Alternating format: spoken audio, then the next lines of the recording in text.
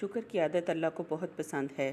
شکر کی عبادت اللہ کو کتنی پسند ہے، اس کا اندازہ اس بات سے لگائیں کہ اللہ تعالیٰ کی نازل کردہ کتابوں میں سب سے عظیم اور محبوب کتاب قرآن کریم ہے۔ اللہ تعالیٰ نے اس کتاب کو سورہ فاتحہ سے شروع فرمایا اور سورہ فاتحہ کو الحمدللہ کے الفاظ سے شروع کیا۔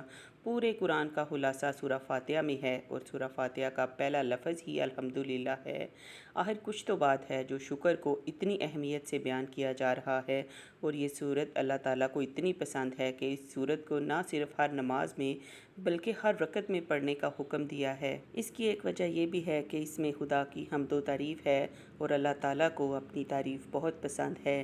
جنت میں کوئی عبادت بھی نہیں ہوگی، نماز، روزہ، زکوٰۃ، حج، سب عبادتیں ختم ہو جائیں گی، صرف عیش و عشرت ہوگی، لیکن ایک عبادت وہاں بھی رہے گی، یعنی شکر۔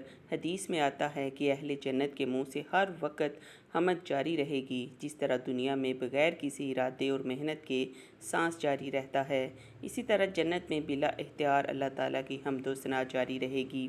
صبح سے شام تک سینکڑوں ایسے کام ہوتے ہیں جو آدمی کی مرضی کے موافق ہوتے ہیں۔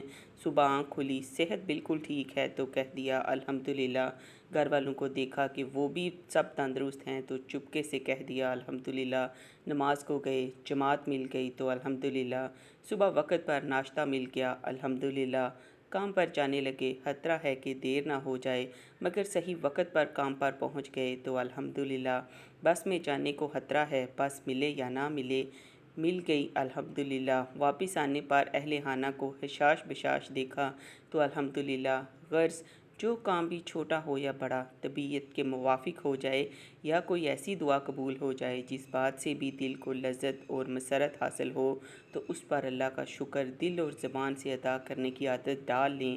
اس کام میں نہ وقت لگتا ہے اور نہ ہی مال خرچ ہوتا ہے۔